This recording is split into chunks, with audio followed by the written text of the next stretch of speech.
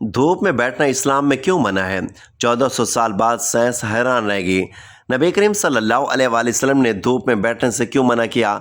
धूप में ना बैठने में क्या हिकमत है और क्या राज पोशीदा हैं? आज की जदीद मेडिकल साइंस ने साबित किया कि जो लोग सर्दियों में धूप में बैठते हैं वो लोग हमेशा। मोहतरम नादरीन, कभी आपने गौर किया कि धूप में बैठना कैसा है? इस बारे में इस्लाम क्या रहनुमाई देता है और जदीद मेडिकल साइंस इस पर क्या राय रखती है? नबी करीम सल्लल्लाहु अलैहि वसल्लम ने धूप में बैठने से क्यों मना फरमाया? इसकी क्या हिकमतें हैं? आज की इस तहरीर में हम नबी करीम सल्लल्लाहु अलैहि वसल्लम की सुन्नतों और मौजूदा साइंसी तहकीक को सामने रख कर बात करेंगे। नाज़रीन, इस्लाम एक मुकम्मल और जामे निज़ाम हयात है। ज़िंदगी के हर मामले में इस्लाम हमें सही रास्ता दिखाता है। यही वजह कि 1400 साल गुजरने के बावजूद भी नबी करीम सल्लल्लाहु अलैहि वसल्लम की तालीमात ना सिर्फ मुसलमानों बल्कि हर कौम और हर मुआशरे के लिए रोशनी का मीनार है। जदीद साइंस भी इन्हीं असूलों से मुतासर दिखाई देती है और मानने पर मजबूर है कि इंसानी सेहत और जिस्मानी तवाज़ुन इन्हीं इस्लामी हिदायत पर चलकर बरकरार रह सकता है। नबी करीम सल्लल्लाहु अलैहि वसल्लम दाएं करवट किबला रुख होकर आराम फरमाया करते थे।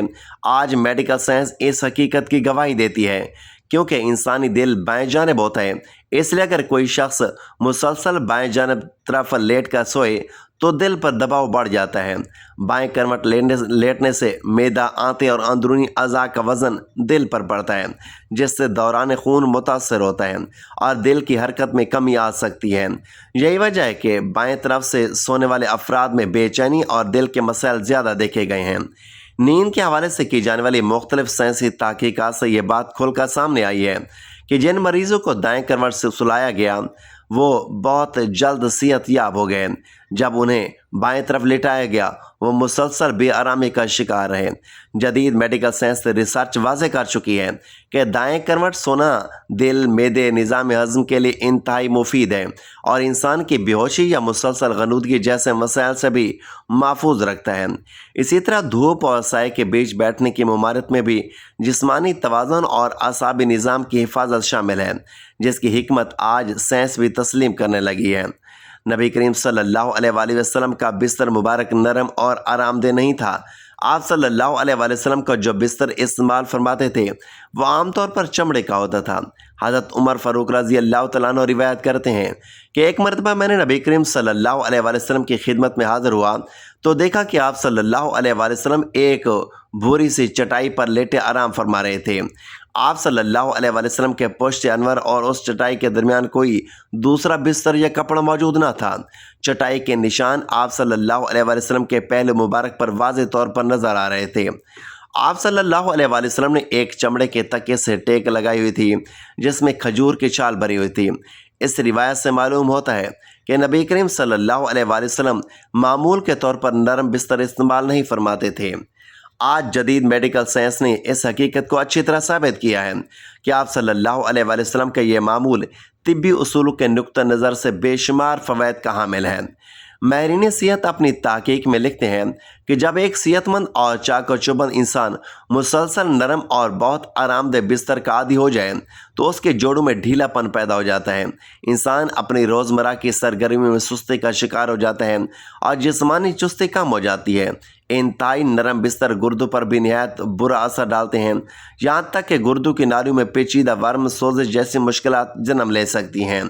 इसी तरह माहिरीन का कहना है कि बेहद आरामदेह बिस्तर रीढ़ की हड्डी के लिए भी नुकसानदेह हो सकता है, ख़ासतौन बच्चों की हड्डियाँ क्योंकि नरम होती हैं। नरम मुसलसल बिस्तर पर सुलाया जाए तो उनकी हड्डियों में टेढ़ापन पैदा होने का खदशा बढ़ जाता है, जो बाद में पूरी ज़िंदगी माजूरी और कमज़ोरी का सबब बन सकता है। अमरीकी इदारा अमेरिकन काउंसिल फॉर हेल्थ ने अपनी हालिया रिपोर्ट में चमड़े के तकिए और चमड़े के बिस्तर के फ़वाइद का जिक्र भी किया है। उनका कहना है कि चमड़े का बिस्तर बवासीर, कमर दर्द, आसाबी खिंचाव और जोड़ों के दर्द में निहायत मुअस्सर तरीके से फ़ायदा पहुंचाता है और जिस्म को कुदरती अंदाज में आराम भी फराहम करता है। मोहतरम नादरीन, नबी करीम सल्लल्लाहु अलैहि वसल्लम ने धूप और साए के दरमियान बैठने से भी मना फरमाया है آج سائنس یہ تسلیم کرتی ہے کہ دھوپ اور سایہ جسم کے درجہ حرارت کو دو مختلف حصوں میں تقسیم کر دیتے ہیں، جس سے اعصابی دباؤ، دوران خون کی بے ترتیبی اور جسمانی عدم توازن پیدا ہو سکتا ہے۔ یوں معلوم ہوتا ہے کہ رسول اکرم صلی اللہ علیہ وآلہ وسلم کی ہر سنت انسان کی جسمانی اور روحانی صحت کی مکمل حفاظت کرتی ہے، اور آج کا سائنسدان انہی تعلیمات کی حکمتوں تک آہستہ آہستہ پہنچ رہا ہے۔ محترم ناظرین، انسانی حیوانات، پودوں اور پوری بنی نوع انسان کے لیے زندگی کا ذریعہ ہے۔ انسان کے روزمرہ کے کئی اہم کام دھوپ کے باوجود پر قائم رہیں۔ دھوپ روشنی بھی دیتی ہے، حرارت بھی، اور جسم کو ایسے فائدے پہنچاتی ہے جو کسی اور ذریعے سے پورے نہیں ہو سکتے۔ جدید سائنس کے مطابق بھی دھوپ وٹامن ڈی کا بہترین ذریعہ ہے، جو ہڈیوں، خون اور اعصاب کے لیے نہایت ضروری ہے۔ اس کے علاوہ دھوپ موڈ بہتر کرتی ہے، تھکن کم کرتی ہے اور جسم میں قوت پیدا کرتی ہے۔ لیکن تمام فوائد کے باوجود حیرت انگیز بات یہ ہے کہ جدید میڈیکل سائنس نے دھوپ میں سونے کے عمل کو نقصان دہ قرار دیا ہے۔ حالانکہ روایاتی اور طب اسلامی میں دھوپ میں سونے کے کسی واضح نقصان یا ممانعت کا ذکر نہیں ملتا۔ البتہ اسلام نے ایک انتہائی اہم بات ضرور بتائی ہے کہ دھوپ اور سائے کے درمیان بیٹھنا یا سونا درست نہیں۔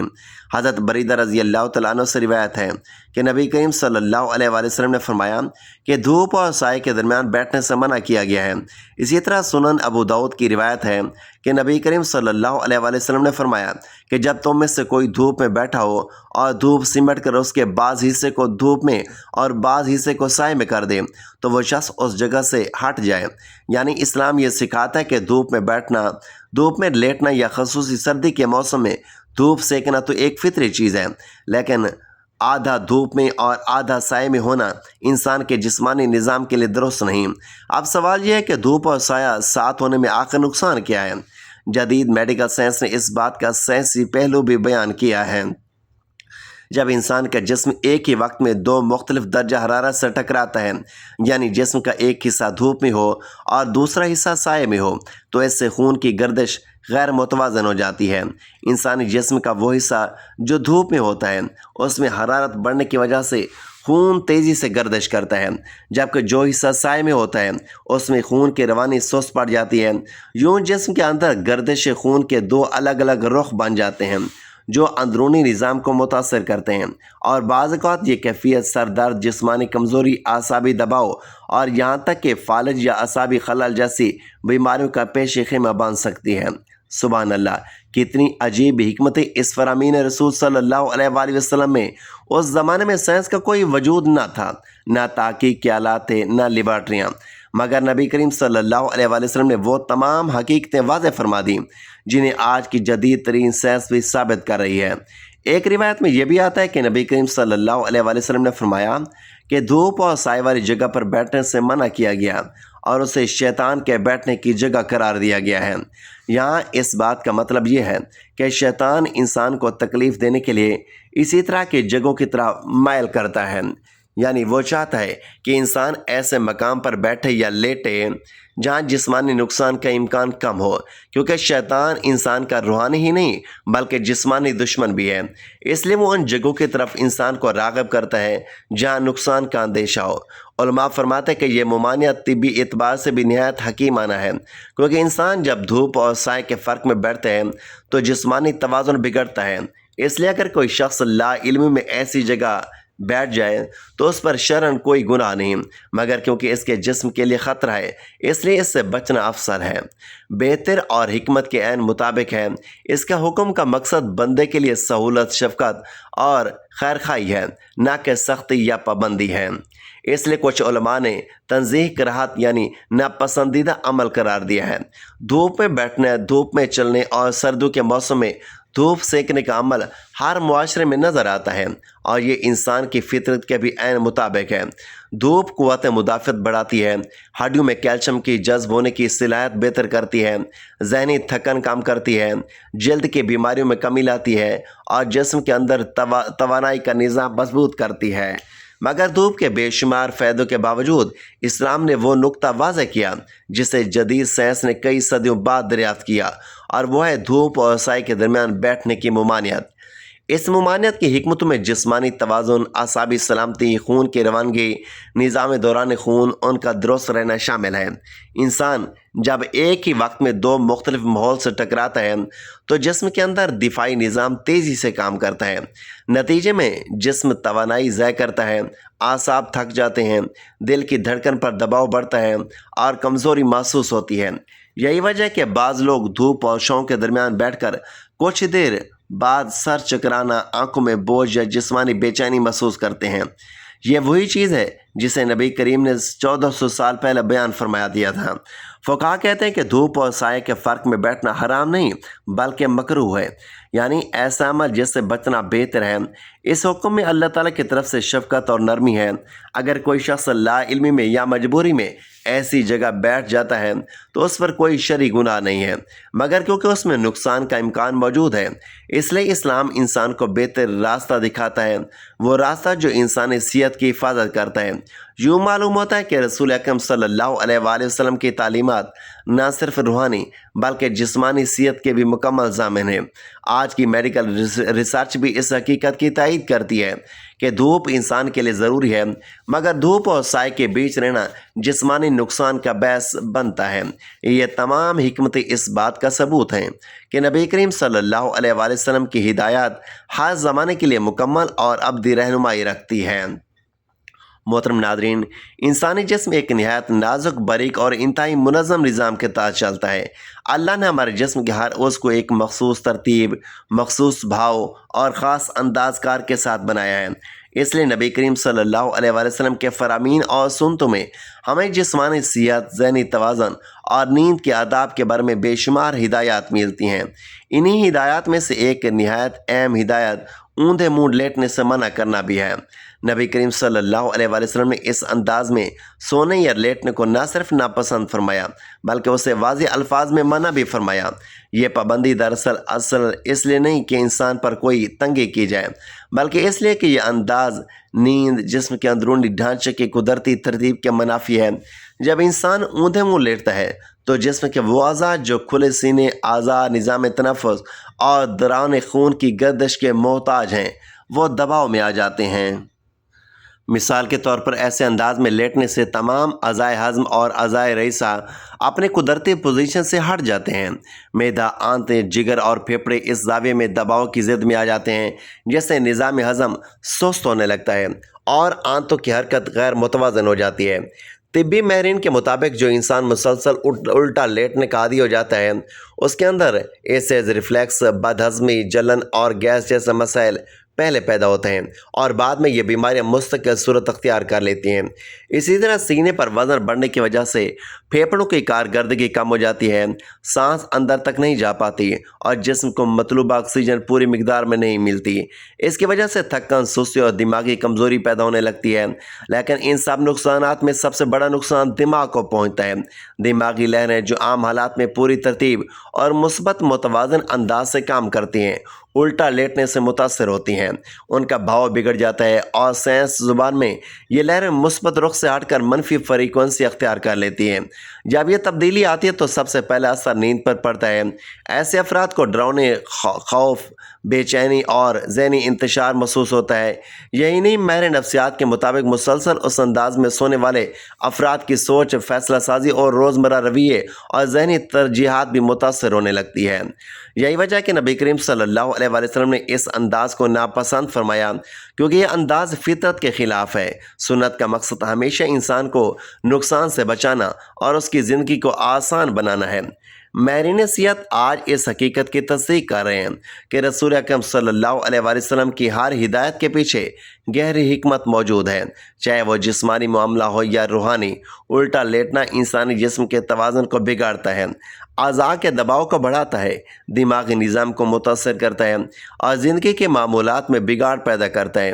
اس لیے اسلام نے فطرت کے مطابق سونے کا طریقہ اپنانے کی تعلیم دی تاکہ جسم، ذہن اور روح तीनों सेहतमंद रहें। इंसानी जिस्म की सबसे नाजुक हकीकत यह है कि उसके बैरूनी अज़ा भी अंदरूनी रूहानी कैफियत से जुड़ जाते हैं। नबी करीम सल्लल्लाहु अलैहि वसल्लम ने जिस बात से मना फरमाया उसमें हमेशा हिकमत, मोहब्बत और इंसान की भलाई पोशीदा होती है। ऊंधे मुंह लेटने की ममानियत सिर्फ एक ज़हरी हुक्म नहीं, ये दरअसल इंसान के जिस्म, दिल, दिमाग और रूह के तवाज़ुन का मसला है। जदीद साइंस तहकीक बताती है कि जब कोई शख्स पेट के बल लेटता है तो जिस्म का पूरा वज़न गुर्दों, जिगर, दिल, फेफड़ों और मैदे के गैर फितरी दबाव का बायस बनता है। दिल को खून पंप करने में दुश्वारी होती है, मैदा अपनी असल हरकत से हट जाता है और गर्दन गैर कुदरती ज़ाविये पर दबाव का शिकार हो जाती है, जिससे न सिर्फ नींद मुतासर होती है बल्कि आसाब भी सुस्त पड़ने लगते हैं। यही वजह कि माहिरीन नफ्सियात कहते हैं कि जो लोग पेट के बल सोते हैं उनमें बेचैनी, खौफ, ज़हनी इंतशार ज़्यादा जन्म लेता है और रूहानी पहलू इससे भी ज़्यादा गहरा है। नबी करीम सल्लल्लाहु अलैहि वसल्लम ने शैतानी अदात से भी, मुशाबियत से भी मना फरमाया है और कुछ रिवायात के अल्फाज बताते हैं कि ये लेटने का तरीका अल्लाह के नज़दीक पसंदीदा नहीं। जब इंसान ऐसी हालत में सोता है जो एक तरफ जिस्म को नुकसान दे और दूसरी तरफ रूहानी सुकून को भी बिगाड़ दे, तो उसकी ज़िंदगी के फैसले, उसकी सोच, उसके आदत और उसके दिन रात की बरकतें भी मुतासर होने लगती हैं। बेतरतीबी सिर्फ जिस्म में नहीं उतरती, ये इंसान के मामलात और फैसलों तक पहुँच जाती है। इसी तरह ज़्यादा सोना भी एक ऐसा अमल है जिसे दुनिया और आखिरत दोनों हवालों से नुकसानदेह कहा गया है। ज़्यादा सोना दिल को कमज़ोर करता है, बदन को सुस्त करता है और नज़र की कमज़ोरी का सबब बनता है। आंखों के गिलाफ यानी पपोटों पर वरम आ जाए तो निगाह की तेज़ी ख़त्म होने लगती है, शदीद चुभन और कमज़ोरी पैदा होती है और ये हालत बाद में मुस्तकिल बीमारी का रुख भी अख्तियार कर सकती है। इत्तबा कहते हैं कि ज़्यादा से सोने वाले अफराद में दो बीमारियां बड़ी तेज़ी से बढ़ती हैं, मिर्गी और बेख्वाबी। ये दोनों बीमारियां एक दूसरे की ज़िद हैं, मगर कमाल ये है कि ज़्यादा सोने से दोनों पैदा होती हैं, एक जिस्म की ख़राबी के सबब और दूसरी ज़हन की बेतरतीबी के सबब। ज़्यादा सोना इंसान के अंदरूनी निज़ाम हज़म के लिए भी नुकसानदेह है।